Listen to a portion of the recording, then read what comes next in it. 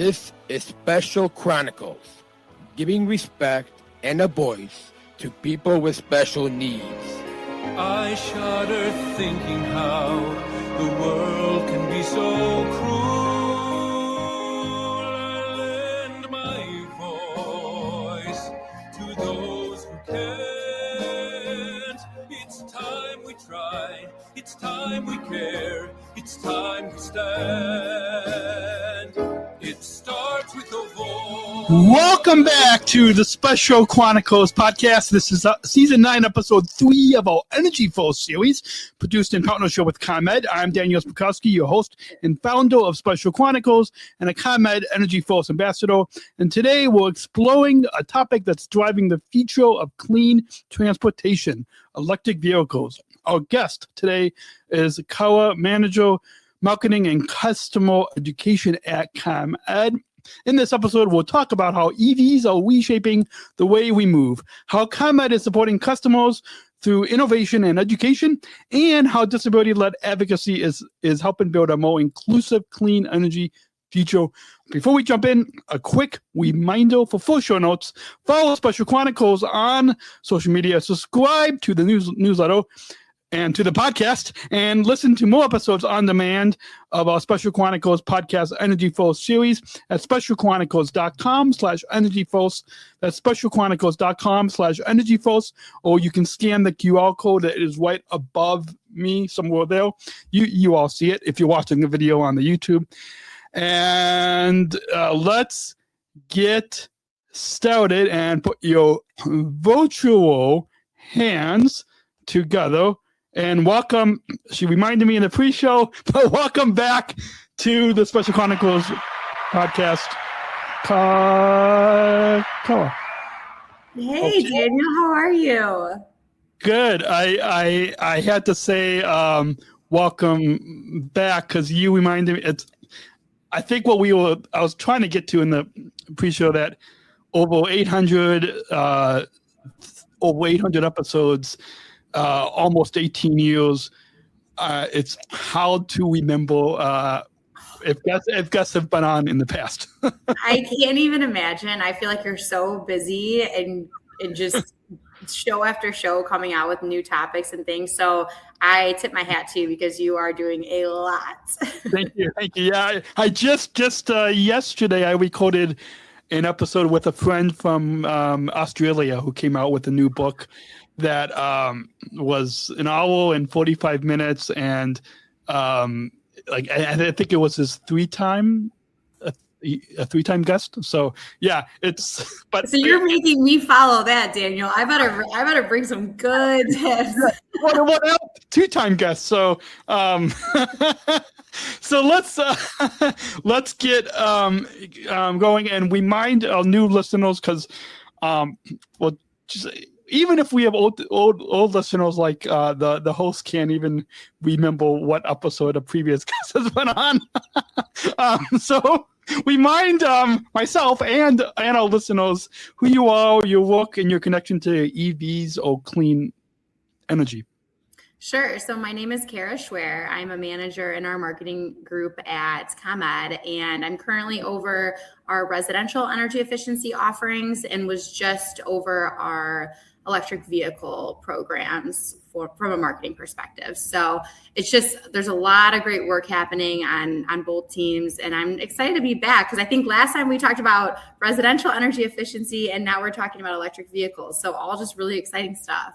Awesome. Yeah. And a lot of these topics, being an EnergyForce ambassador, we don't get into a lot of these in-depth topics, or a lot of these kind of extra topics of what ComEd is doing to help the community. So I'm glad that we're able to bring more depth to our listeners and to the ComEd customers and community.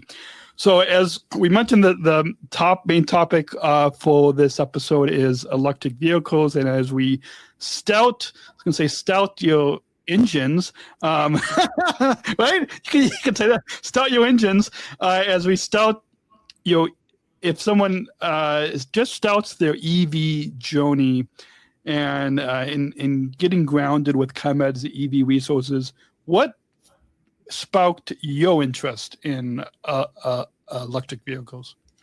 So I admittedly didn't know much about them a few years ago, and I went to lunch with someone who had an electric vehicle. It was a colleague of mine, and he drove, and we got in the car, and I just thought, wow, this is really sleek, and this is really high tech and quiet and smooth, and I was instantly interested in them. So, and just learning more about them, because I feel like until you're in one, it's hard to understand kind of what the ride is like. So that was initially what sparked my interest in them. And then being able to work on the programs and market them, was able to learn a little bit more about just the variety of residential EVs and business EVs, and kind of getting to know that whole world. And it's an innovative world. It's cool. It's healthier for the environment, more sustainability. So I think all of those things kind of combined led me to be kind of more interested in that. Awesome. I'm sure a lot of our listeners have seen electric vehicles parked, whether it's in their neighborhood or now in a lot of parking lots and garages. They've got them. I know a pilot friend of mine in DC. I flew out there last August, and she picked me up, and it was in electric. I think it might have been a Tesla, which I'm assuming is an electric vehicle. Mm-hmm. So, but I'm sure a lot of people might not totally understand. So, speaking to the people who might not totally understand EVs, what do you think people misunderstand most about EVs? Yeah, I think one of the things we hear a lot at our events, and I'm sure the EnergyForce ambassadors hear this too, is the myth around an EV cannot accommodate a road trip or a longer trip. So that's not necessarily the case. So what we've seen is that many EVs today can drive 200 to 300 miles on a single charge. The other thing too is that just like you would going on a road trip, you're planning to stop for gas and maybe pick up some snacks. That's the best part of a road trip, in my opinion. I don't know what your favorite road trip snack is. Mine, I got to think about this, but mine might be, I got to go with the candy route. I got to go like Starburst or sour gummies. What's yours? Mine would be peanut butter M&Ms. Okay, that's a good one. I feel like that's a popular one. So bringing that up, it's great to just plan ahead for those road trips. So just like you'd stop at a gas station, you would find a charging area where you can plug in your EV, you get out, you're stretching your legs while it's charging, you're going to get your peanut M&Ms or your Starburst, you are maybe just going for a walk, and 30 minutes or an hour later, depending on the charger, if it's a fast charger, your car is fully charged and you're ready to go. So it's a matter of that. Or if you don't want to stretch your legs, I know I was chatting with someone the other day, and she was saying that they watched her EV specifically had like a video console. So she was able to watch Netflix. So whatever you're watching on Netflix right now, maybe you watch one episode and then your car is ready to go. So that is one thing, that is one myth. The other thing too that I wanted to mention is there was a lot of talk this past winter, which we got through it. We're finally, I don't know if you have been outside lately, but it finally feels like summer.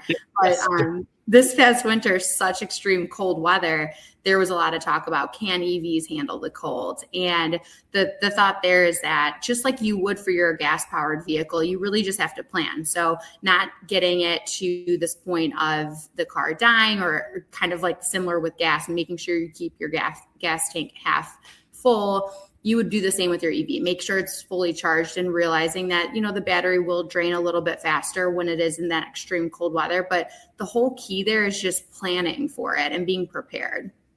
Awesome. I want to bring up something. I know, obviously, for the ComEd audience, it's in Northern Illinois, but with this podcast series, we have listeners across the country, across the globe. And I saw a story online about there's a highway in Florida, and I forgot which city it is, but there's a highway in Florida that is testing out in just like we've got like the green bike lanes in Chicago, a green lane where EVs, where electric vehicles can drive. I think right now it's just a stretch, but I think eventually electric vehicles will be able to drive, and you wouldn't have to stop and charge. I don't know if you've heard about that story, and I get that it's down in Florida and it's not in the northern Chicago area, but I don't know if you've heard of that story or if. I'm gonna look that up after this because I'm very curious about that. Something similar is, I know somewhere they had a highway lane for if you were carpooling, you were able to use that lane and skip some of the traffic. I mean, kind of similar idea to potentially contributing to a more sustainable environment and being able to benefit from that. So it's kind of that same idea. I'm hesitant for the city, like thinking through the logistics of that, knowing how much construction we have now, Daniel. We might not want to say anything yet. Yeah. Like, but I like that idea. Yeah, especially like by Lakeshore Drive and some of those. But even on like some of the highways going, whether you're coming from the west or south or north, I was going to say east, but that wouldn't. I don't think anybody's coming. It's going to be driving over the lake, but it might be a little difficult. ComEd has a residential EV toolkit. Share with our listeners how ComEd's residential EV toolkit can help new EV owners explore cost savings and charging options. I'm assuming they can find it on comed.com/EV. That's correct. Yeah. So I'm glad you brought this up because our EV toolkit is a great resource for customers, whether they're considering an EV, whether they are they're just curious about them, they don't know yet, or whether they're EV owners. So it's really a one-stop shop that allows customers to calculate savings potential. So let's say that you have a gas-powered vehicle right now, and you're just curious, what would it be like cost-wise for me to shift and move into that EV environment and have an EV?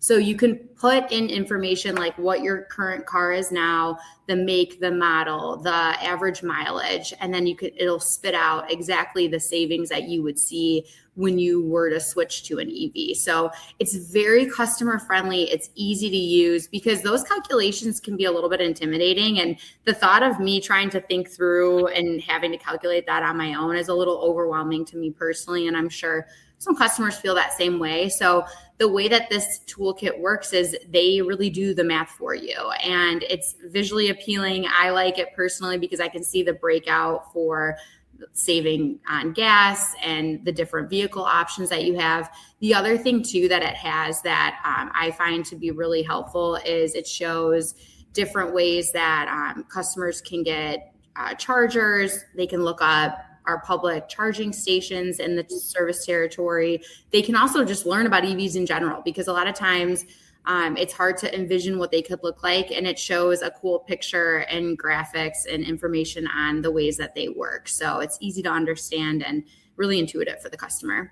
Awesome. And I'll try to put that comed.com/EV in. We've got a list of resources on specialchronicles.com/EnergyForce or specialchronicles.com/ComEd. And if our listeners scan that QR code, that is right now, it looks like it's above you, Kara, but it might be above. I don't know how the viewer is going to see this, but either scan that, or you all should, if you're watching the video on the YouTube or on LinkedIn or Facebook, then you should see it going across the top of your screen, I think. So that nifty tag there. Moving right along to EV models and features. And again, you said if our listeners go to comed.com/EV, they can see pictures. What features do you think most matter when choosing an electric vehicle? Is it going right to a Tesla or, yeah? I think it depends on a couple of things. I think it depends on personal preference and what's important for you. So I think for me, I value the technology and the look and feel of the inside of the vehicle. And if it seems like a good fit for me, also I value the fact that there's, lower fuel and operating costs, and there's no maintenance costs. So having no oil changes and no tune-ups, no work to the transmission is really important and saves me time and energy and money. So that's super important. And then also just the element of the no emissions. So helping reduce air pollution and supporting those cleaner energy goals that are important to me personally. But I think the whole thing about that is it really depends on the person, and it depends on kind of what each person's personal preference is. Awesome. And how do you see EV technology evolving over the next few years? Because as technology is always evolving over, like I was just listening to this comedy podcast called, I guess we'll give another podcast a plug, the Public Figures podcast, and they just last week they talked about the year 2000, and I don't know. I think I was probably in 5th grade doing that in elementary school. I don't know about you, but so Right back right around there. So technology is always changing. So how do you see EV technology evolving over the next few years? Yeah, I think so. The last that I was looking into this, I read that Northern Illinois is actually outpacing the national average 4-1 with EV adoption. So people are interested in it. They're adapting to the changes in it. And I know that Illinois has a goal of having 1 million EVs on the road by 2030. So I feel like we're only going to get more advanced with the technology. We'll continue to grow the infrastructure. So like the charging that's available to customers, and it's on the rise. So people are interested in it. I don't know about you, but when I'm walking around or, taking Ubers, things like that, I'm seeing more and more EVs as time keeps going. So it's exciting. Awesome. And moving right along, as we'll kind of wrap up this segment, what excites you about the growing of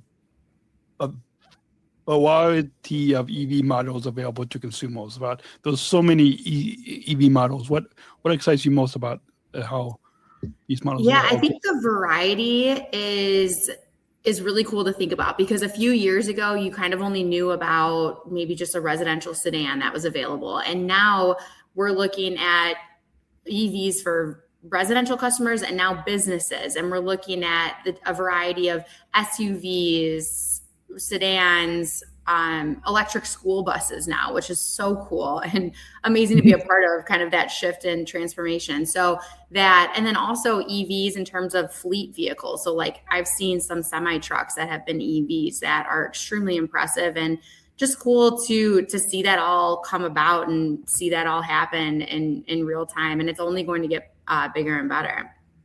Awesome. And, as we now switch over to, turn the switch, but I don't have an EV, but I'm assuming EVs have a switch they can switch, possibly. I don't know. Yeah. So switching over to charging at home and in public, even like I've had a busy day today, but even like just walking down the street, I've noticed those in electric vehicle that people are charging in the driveway or in the garage. Or like my pilot friend in DC, when she pulls into the into her garage, she charges it. What should first-time EV owners know about home charging, about charging their EV at home? Yeah, so there is a level 2 charger that you could get for your home, and it's fast enough to fully charge your car while you sleep. So that's kind of the nice, convenient thing about it. You come home from work or dropping the kids off at all their sports, and then you're finally in for the night. You plug in your car, and then you'll wake up the next morning and it'll be charged. And this, of course, depends on where your battery is at and the type of charger and that sort of thing. But they say that it can range from 4 to 10 hours to fully charge your car. And to your point, I know at our offices, we have chargers as well. People are always scoping out when it's going to be available, and they'll plug in for a couple hours and then move to a regular spot. So that's good to know. And I know there's a bunch of information on that toolkit too, if customers are interested in just different types of level 2 chargers that could be involved in the house. I know my brother and sister-in-law just moved from the city to the suburbs, and they're looking into an EV. And my brother did reach out to me like, hey, I need to get a download on installing a charger in my house because they do have the capability of doing that. So it's really convenient. And once the project is done, it's a great way for customers to be able to have that convenience and not having to stop at the gas station when they don't need to. Awesome. I love that. And again, for those of you watching the video on the YouTube, I feel like that's what kids say, the YouTube. I don't know. Or maybe that's what old. I don't know. Comment.com/EV. But to kind of tie this question up, so a childhood friend that I think he's now married. He has a couple kids, and I can't wait to keep track of where exactly he lives now, but because he's lived in a few different states over the past few years. But back, and I'm not sure exactly when EVs started, but I feel like I remember I don't think it was the late 90s, but it's got to be in the early 2000s. Once we started driving when we were in high school. Yeah, that makes we were not driving in the 90s when we were kids. But it's on the record. Yeah, we were. So, but I think he was like, his family was one of the first people that I knew that had an EV, and this was in the early 2000s. And I remember he pulled up and he pulled up, and instead of in the driveway, he pulled up his electric vehicle in our front yard, and we had an outlet next to our front door, and he charged his EV in our front yard. So it's a little fun stuff. I don't know if people I don't know if people can get away with doing that now, but he made himself at home over there. And maybe I took I don't know. I don't remember taking a lot of pictures in the early 2000s.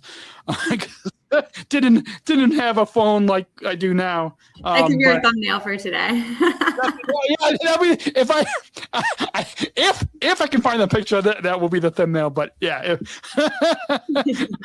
I should just text my friend and see if he has that picture, because that's awesome. How does ComEd support customers with rebates for level 2 home chargers? And I feel like on a past episode of this EnergyForce series, we briefly touched it. It might have been another guest, but we briefly touched on EVs just a little bit. But now we're obviously going more in depth, and so there's different types of home chargers. So, how does ComEd support customers for level 2 home chargers?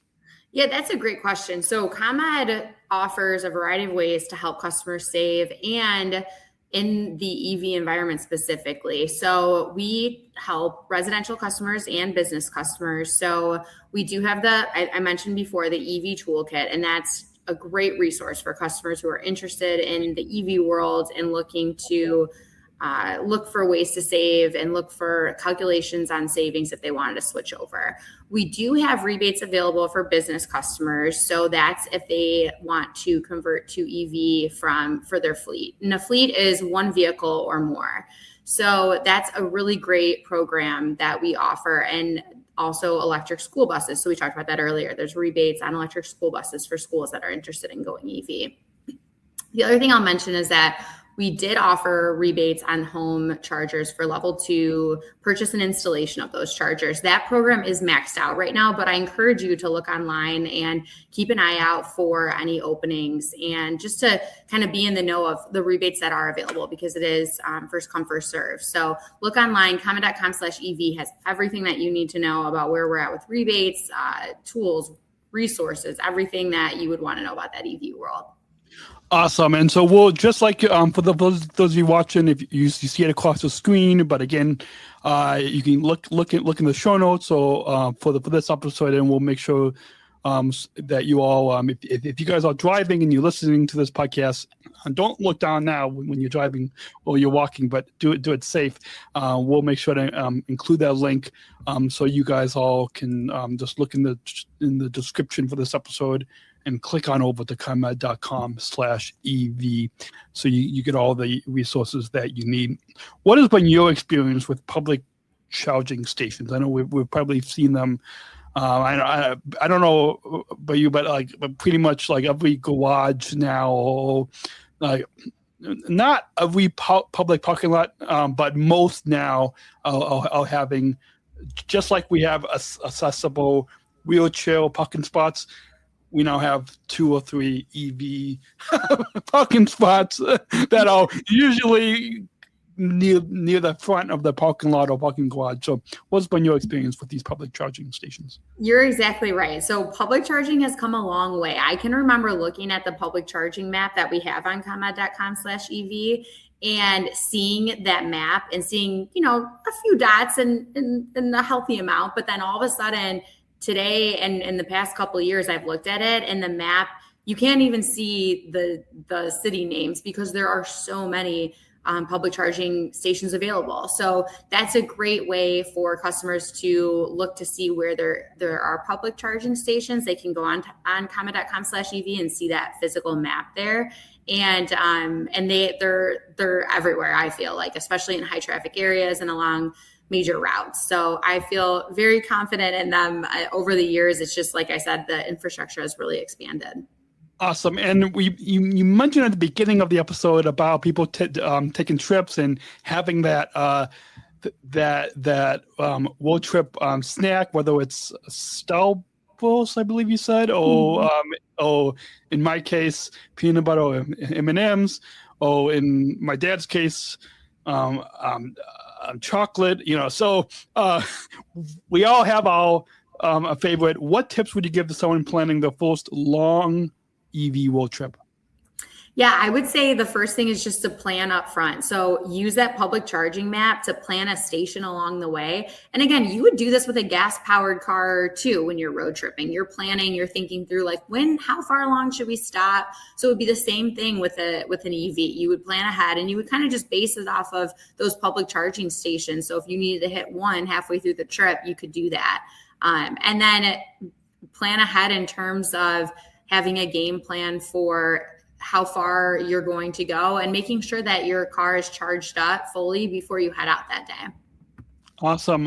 And so, and this, we're recording this. I think the video podcast will come out probably just in time for the start of the summer season. I know we all switched on summer last couple weeks ago. I think it was a couple weeks ago. Yeah, 2 weeks ago, I think, right? Yeah. So even though we switched on summer, but like the summer travel season is just about to get started. So hopefully this will help all of our listeners to check out that EV map. And I'm assuming that they can find it on ComEd.com/EV. That's correct. Yep, it's all right there. So they can look up there and plan their road trip. Awesome. And moving just on, we're going to combine a few of these bullets just for the sake of time. And so as we talk about EV cost savings and energy efficiency, how can EV owners calculate potential fuel cost savings using ComEd's tools? And what are some simple energy saving habits that EV drivers can adopt? And then how do EVs fit into the broader conversation about energy efficiency and clean energy solutions? Yeah, and I think for this one, really the answer to this is to use the toolkit to be able to calculate those savings that I mentioned earlier. And then also thinking through, like, maybe it makes sense to charge off peak hours, like overnight. So if you do have a level 2 charger, maybe you're charging overnight when electricity demand is lower, and that can help with reducing costs. So just really being intentional about how you save in your home. And it could be beyond EVs. It could be even just tips that you're saving, or energy saving tips that you're using in your home, like lowering your thermostat and having an Energy Star appliance. So little things like that can make a big difference. And then in terms of kind of fitting into that broader picture of everything, I think this is pretty obvious, but transportation is one of the largest sources of emissions today. Even walking around the city, you can see it. So shifting from gas to electric is a huge opportunity to reduce those emissions. And to me, it's about contributing to a cleaner environment and a sustainable future. So taking these steps really helps to get us there. Awesome. And I know in my role as an EnergyForce ambassador, at whether it's the Switch on Summer or any other events that we have in the community, a lot of times people ask me, well, can we give them a free energy bill? And what I tell them is a lot of, whether it's electric vehicles or any other energy or solar efficiency, we're giving them the tools to save on their energy bill, which is better than giving them a free bill. Just take a little positive spin to that. As EVs and clean energy future is how we're going to have a brighter and more sustainable future. And so, how do EVs support a cleaner, more sustainable future? Yeah, I mean, EVs play a really important role in reducing the emissions and helping improve that air quality. So because they run on electricity, they produce zero tailpipe emissions, which is a big shift when you're comparing that to that traditional gas vehicle. Awesome. And for this next topic or question might be obvious. But what role do EnergyForce ambassadors like myself play in educating communities about electrification and clean energy? It's okay if you say this EnergyForce podcast series, but I mean I won't hold you to that. Of course, which I'm also just so happy to be on. So thank you again for inviting me. I think the EnergyForce program is one of the most impactful things that we do at ComEd. So what I love most about the ambassadors is the energy and the passion that bring to all of the events, really. Any event that I've been at, it's remarkable to see. So they educate customers on all of ComEd's programs beyond just EV and contributing to the cleaner energy future. It's really all things ComEd. So they're providing knowledge to all of our customers on financial assistance and energy efficiency savings tips so that customers can help save on their bills. And that's so crucial now more than ever with affordability and providing customers the help that they need. So the EnergyForce Ambassador Program has played such a crucial role in that, and we're really excited to partner with them. And if our listeners want to learn more, I believe I put up the right website on there. ComEd.com/EnergyForce is where people can learn more, meet the team. I am one of, I should know how many. I don't know how many ambassadors. Well, you all can just go there and find out and learn more, or get your organization involved, because I think the applications usually open at the end of the year. And if you want to all of our EnergyForce related podcast content, you can find. Listen and follow at specialchronicles.com/EnergyForce, or just scan that QR code that is above us on the screen if you're watching it on the YouTube or the LinkedIn. I think that's what kids say, and maybe I don't know. What inspires you most about the shift toward electrified transportation? I think it's really two parts. It's ComEd making this topic more approachable and accessible, even if that means someone who's new to EVs in general and using a free calculator to simply learn more and is someone that's curious about it. And then I also think it's that mindset of shifting to a more sustainable world and environment. It doesn't have to be these big changes or these big upgrades. It could just be shifting your mindset to be a little bit more energy efficient, or making smaller steps in your everyday life to help contribute to, a cleaner atmosphere and environment, and having kind of that mission in your mind where we're trying to do little things each day that contribute to this bigger picture. Awesome. And as we come to this final segment, I know that the past half hour has flown. Maybe I shouldn't say flown by. The past half hour has. I'm trying to have an EV type pun here. Driven by. I don't know. Sped by, maybe? I don't. Yeah. Flown by sounds better. Not that we endorse speeding, but No. Spud by, yeah. Let's in case the legal team is listening to this, we don't endorse. ComEd does not endorse speeding, but yeah, has spud by. What are your final thoughts on joining the Special Chronicles podcast EnergyForce series today, and what message do you hope that listeners will take away about EVs and clean energy? I appreciate that. I am so impressed by all of the work that you're doing. Before we even started recording, we started talking through all of your accomplishments and everything that you're juggling and keeping in the air. So I am so impressed by that. It's motivating me to take on more and drive change. And I think that's incredible. And honestly, I'm just really grateful to be a part of the conversation. So what makes this series so special is that it's not just about technology or latest innovations or energy transformation. It's really about the people and the community. And so programs like EnergyForce and what you're doing today is helping with education and inclusion and clean energy and all of these really remarkable topics and things that really matter to customers and people and the community. So I'm really grateful to be on and I appreciate everything that you're doing. Yeah, thank you. Yeah, I was just reflecting just a couple of weeks ago when we left the Switch on Summer event, that just how grateful I am for in inclusion, because what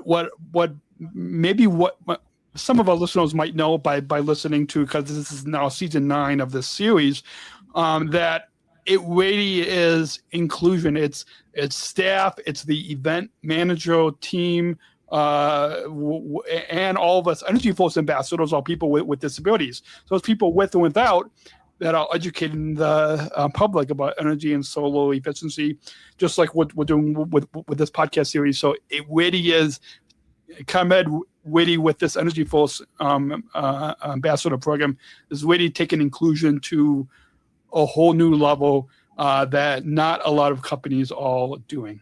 Mm-hmm. That's so amazing. Yeah. So I'll give another. Our audience will applaud for ComEd there. We got one final question that we don't just want our listeners to. Well, we want listeners to listen and learn and be educated and informed, but even more than that, we want our listeners to really take have a call to action to take inclusion into their lives. And so we've got a bumper, so let's go ahead and roll that bumper to introduce this final question. We're not just athletes. We are the ambassadors of an uprising. Peaceful protesters. In a rebellion against anyone who has a fear of difference. Difference. Our demands are Equality. Dignity. And the recognition of our Shared humanity. We will not stop. or accept anything less. Today, our world is More divided than ever. And coming together has never been more urgent. The revolution. Is inclusion. Find out more at jointherevolution.org. So ever since I attended the 2019 Special Olympics World Games in Abu Dhabi, which was back in 2019, I've been asking this final question to kind of give that call to action to our listeners, and we're going to put a little bit of an EV clean energy type spin to it to kind of fit along with this topic. And how do you define inclusion in your life, in your work, and why is inclusion so essential in conversations like the one that we just had the past 40 minutes about today about clean energy and technology? I think for me, inclusion is about making people feel seen and heard and able to participate and welcomed. And it's more than just having a seat at the table. It's about making people feel comfortable to speak up and feel like their perspectives are heard and valued. And I think inclusion here is critical because clean energy and technology impacts everyone. And we want to ensure that everyone has access to the information and the resources that I talked about today. And I think ComEd does a really good job of providing these resources and tools to everyone, no matter where they're at in their journey, and making sure that it's accessible to everyone. So that's crucial and is really important, just beyond the technology and beyond the innovations, just from a human element perspective and community perspective. So that's where I sit with that one. Awesome. Thanks again, Kara, for coming on the Special Chronicles podcast, EnergyForce Ambassador. You've now been a 2-time guest, just like my friend Tim Shriver, chairman of Special Olympics, the 2-time guest. And so maybe next season we'll be able to find another topic to move up on the. I feel like we should have like a little leaderboard of how many guests have been on. I want to be at the top, and we can't go 2 more years without chatting again. We gotta get back. Well, definitely, yeah, and I can't believe we missed each other at the Switch on Summer. What a great event, by the way! Everyone that put all that work into it, it was incredible. Yeah, well, and it was so that I think you said your cousin, or so it had come up, and it was just when she was asking me where you were, I was like, I recognize that name because we were just emailing back and forth. Yes. Oh, it's such a small world.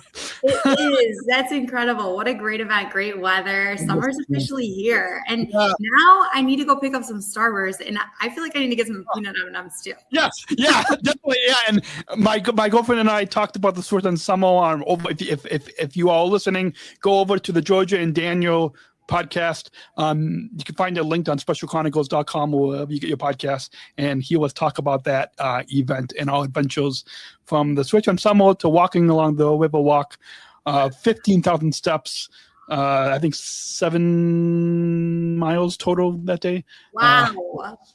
Yeah. Yep. I hope you had some good food too while you're out here, because you guys needed it. Yes, we did get lunch after that too. Not just the snacks that was at our ComEd booth, but actual food. So until then, thank you again, Kara, and we will. That's a wrap on season 9, episode 3 of the Special Chronicles podcast, EnergyForce series. A big thank you to our guest, Kara, manager of marketing and customer education at ComEd, for joining us and sharing their whole insights on electric vehicles and the future of clean transportation. As we close out today's conversation, remember that you can find the full show notes, follow Special Chronicles on social media, subscribe to the podcast, and listen to more episodes on demand at specialchronicles.com/EnergyForce. Or scan that QR code that is above the screen on the upper right or upper left of the screen, specialchronicles.com/EnergyForce. And don't forget, while you are there, subscribe to our newsletter so you never miss a new episode or the latest updates from our EnergyForce series, including an exciting all-new 10-part series coming this summer right here on Special Chronicles that you do not want to miss. And until then, remember, choose to include. Thank you for listening to this episode of the Special Chronicles podcast. Our podcast was produced by Daniel Smrokowski on the Special Chronicles Network. Follow Special Chronicles on Instagram, Facebook, Twitter, LinkedIn, and YouTube. Subscribe, rate, and review Special Chronicles on Apple Podcasts, Spotify, or wherever you listen to podcasts. Our website, specialchronicles.com, where you can stream our archives of over 500 episodes for free. Also, there's a list of our favorites, original series, award-winning columns, and blogs. And sign up for our newsletter to receive exclusive bonus content delivered to your inbox. Again, specialchronicles.com. Special Chronicles is hosted by Podbean Podcast Hosting. Our live streams are powered by StreamYard. Thanks, as always, to our business manager, Daniel Smrokowski, who always encourages us to never give up. I'm Daniel Smrokowski, back next week with more stories. Special Chronicles, giving respect and a voice to people with special needs.